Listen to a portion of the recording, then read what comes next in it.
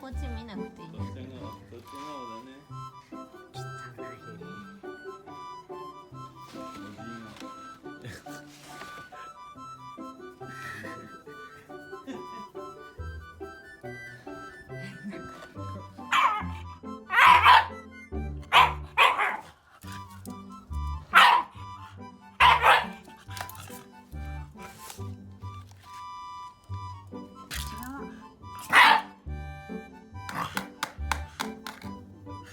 おやつ持ってくりゃ怒らんくせに。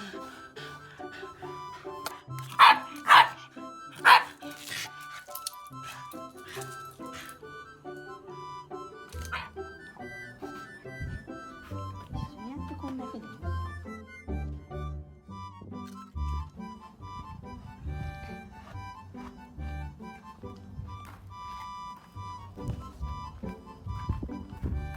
ちょっと座って。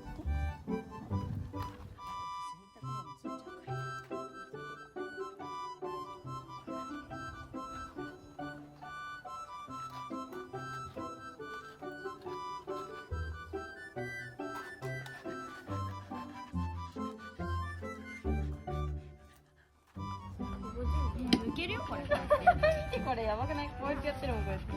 うわー、ここやばい。ちょっとブラシやるとさ浮いてくるから余計にさそういう塊が取れる。ちょっと座れん。ないかも。ダメ。あ、凍ってる。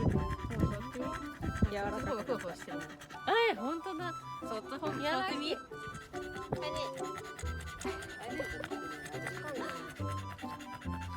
うなんだ。でもこっちの方が元々とかあるのかな。